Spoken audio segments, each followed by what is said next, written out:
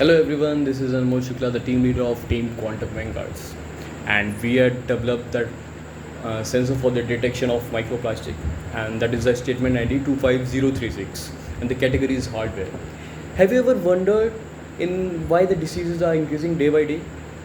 Comparing to the ancient life, we had seen that diseases were normal, and seeing the facts in the factual, it had been seen that after the microplastics came into our life, the probability of having a heart stroke increased by 4 times. Maybe the reason behind the disease must be an unhealthy lifestyle, but the main reason, the slow poison, that is the microplastics. Through the bioaccumulation process, it occurs in our body and create different factors through which our immunity becomes very low. That's why we have decided to work over this topic. And going to the first idea title slide, uh, that is how we had overcome this problem and how we had presented our all the things that were mentioned in the problem statement. In the problem statement, the problem overview was such that the prior technology was FTIR Raman spectroscopy, and the expected solution must be depend over the optical detection technique. And in the FTIR Raman spectroscopy, it was expensive, it was non-deployable on the field, it also delayed result, it was kind of very slow process, takes around 14 to 15 days, so the report is no of use, है ना. Lab dependent, high maintenance, skill dependent, outdated technology, power hungry, it consumes a lot of power, it consumes a lot of skilled labor to operate that particular lab, and there is high maintenance and very kind of 14-15 days, so there is no matter of what will be the result, so it is just goes in the vain. Now what was expected, we had made the same. It was cost effective, it can be field deployable, it gives us real time analysis, it gives us real results, it is faster than that the prior technology. It took around 14 to 15 days, now it took around a few seconds and just gave us result. And it is portable, compact in size, user friendly, everyone can, even a labor, one who is not educated can even use that particular device. And it is universally operable, whatever, in which way you want to utilize, in which way you want to operate, just operate. It is just like using a pen paper. Okay, now what we have done is we have integrated AIML just to make our machine more powerful. As we use our machine day by day, it becomes more intelligent by AIML. And as the expected solution demands also about the solar, so we had given our one part, that is making our machine solar powered. And the uniqueness of our machine, that is we have named our money that machine is Anu Spectra X. Anu means atom, and the spectra is kind of very vigilance over, like spy like eyes over the particles. That's why we have mentioned the name, that is Anu Spectra X. And the uniqueness of our Anu Spectra X is it detects the type of origin of microplastic, which was not that good in the FTIR and the Raman spectroscopy. So we had implemented these kind of thing. It also the range of the impurities that we have to detect is kind of unique. You can add filters and you can take the ranges. If you want to expand the range from 5 mm to 10 mm, use that kind of filter. And it also classifies the count of impurities per ml. And as I told you, it is AIML integrated. Now this is how our actually Anu Spectra looks like, right? It is, there is an inlet, there is a stepper pump which takes the sample, and there is a coarse pre-filter, there is a fine pre-filter there, which kind of segregate two type of water. The coarse pre-filter segregate the bigger amount of impurities, and like 10 mm to the smaller impurities, which goes into the macro imaging fluidic chamber, and the impurities from range 5 mm to the 100 micrometer goes into this microfluidic chamber. And the various phenomena happen in the macro imaging fluidic chamber. We had deployed a high resolution imaging camera which can easily covers the kind of big particles that is bigger than the 5 mm. And there is also a particular role of micro imaging fluidic chamber which finds all the particles in a particular single line. And there is the same happening in the microfluidic chamber, where we had deployed a laser scatter device which scatter the light over the particle, and the two phenomena happens, that is the Rayleigh scattering and the Mean scattering. and there are the two photodiodes which we had deployed. For the relay scattering, we have deployed the photodiodes just parallel to each other, and for the me scattering, we have deployed these two kind of sensor.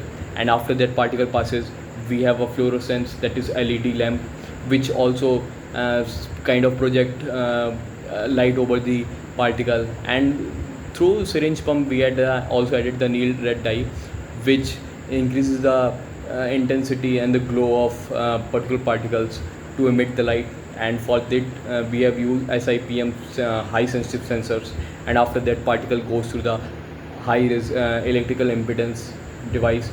Because of the few phenomena, it detects the what is a particular volume and the size of the particle, and it is also cross-checked by the high resolution imaging camera, plus which was equipped with microscopic lens that zooms up to 100x, and autofocus so that it can maintain a focus over a particular particle. And through this, the water comes out from the both the chambers and goes out from the outlet. So there is a kind of multiple screening process, and whatever was asked in the problem statement and the expected solution, we have all integrated all that in that Anu Spectra X. Now I will show you a kind of 3D model that we have developed. So this is a kind of 3D model of prototype. So there is a kind of microfluidic chamber that we had talked about. There is a stepper pump. There is a solar panels through which our machine will run. This is the back panel. This is the kind of bottom panel. This is the rear panel. So this is how we had developed our prototype in a very unique manner. And this is a 3D model.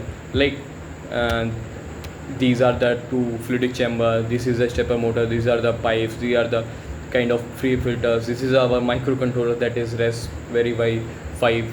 So these are the different kind of 3D model. Okay, now jumping to the next slide, that is technical approach. In this, I have mentioned about the devices and sensors we had used: the peristaltic pump, the syringe pump, the coach pre-filter, the outlet inlet, the various chambers. So we had also induced the 12 volt LiPo battery plus solar panel, and the different devices we had mentioned about. And the phenomena happening are light scattering, fluorescence, absorption, electrical impedance, relay scattering, me scattering. Now coming to the technology part, we were asked about the optical fingerprint generation. That is also we had took the help of AI/ML integration for pattern recognition, to detect type and the origin of the plastic, to count impurities per ml. So these all the things were done by AI/ML. And the companion software that we had used is AnuViz, that we had all developed it. And the technical stack, all that we had used, the different Python libraries that we use in AnuViz, is for the data logging we had used Pandas and the Python. For the visualization, we had used the Matplotlib, Plotly or Bouquet. And the data analysis, that is through Skippy and the scikit-learn and the NumPy. So this was all the technical stuff. Now jumping to the feasibility and the viability. So this is a kind of task, whether our device is feasible or not, right? So whether the question occurs whether our device is technically feasible or not. So we had used the different sensors which were in the use in the different kind of projects. So it is the surety that it will do not show any malfunction, as we had used Raspberry Pi, that is the brain of the system, precision fluidics, that is stepper motor in the chambers, multimodal optics. Like there is a eye over like a spy. There is a multiple screening process, so no particle can be go undetected. And we had also done the AI/ML integration on device particle detection, classification and analysis. And for the power, we had used solar for remote operation, so that in the remote area where the electricity cannot be supplied, we can deploy our device like in the places of Rajasthan. So through the solar panels, it can take it electricity and work over that. And coming to the economically feasibility, for one FTR, for one sample in the FTR and the Raman spectroscopy, it took around 35,000. That is about the one particular sample, and it detects around the 5 mm to 100 micrometers. Okay. Now what we have developed, that is Anu Spectra X. Its cost price is around 25,000 per piece, and the sample as many as you want. It's all up to you. Are the lot for this particular device. That's make it cost effective and economically feasible. Now coming to the operational feasibility, it gives real-time alerts, immediate pollution insights, scalable deployment, easy to replicate for wide coverage. Wherever you want to deploy, in nook or corner of the world, you can deploy. Okay. Now it is user friendly. Even a kind of add in the emoji of a child. Even a child can operate that. There is very minimal training needed, and it is environmental adaptability. That is the first thing that we had given the priority in our device, that it is environmental adaptable, right? Now coming to the potential challenges and the strategies to overcome the clogging and the biofouling, that is a kind of problem that was occurred, and we had solved this through the regular cleaning filter. As we had seen, the phone, waterproof phone, and the SIM tray can be ejected. So the filters in that particular device, that the NanoSpectrax, can be just taken out like a SIM tray, right? Now we had a particular have a dye, Neil red dye. So with that have to be refilled during the servicing. That must be a potential challenge, but we had to overcome that problem. Now coming to the manufacturing scalability, when we are going to manufacture a product, then it can cost around 25,000. But if we are going to make it in a large scale, then we are going to tie up with the big industry for the large scale production, which will cut down its production cost around it to around 15,000. And the environmental durability, like it is to be deployed in the field, humidity, temperature extremes, UV radiation, these are the different factors for the environmental durability. For that we had used our the particular body of the device for the carbon fiber reinforcement polymer. That is a carbon fiber that is kind of very durable for the environmental things, and it is also light in weight, which is a very big factor for that particular thing. Now coming to the impacts and benefits that the device we had made, do it really have impacts, do it really have benefits? Now coming to the impact part, now it is going to advance the scientific research and understanding. Like if the particular price for the detection of sample is very high, then few things came and we like okay, let's do the research over something which is more have less cost. But now we have made a particular device, not too much as much research do you want, right? Driving policy and regulation, whether the particular place is having the microplastic count is like that, and the transforming industry and the public safety, right?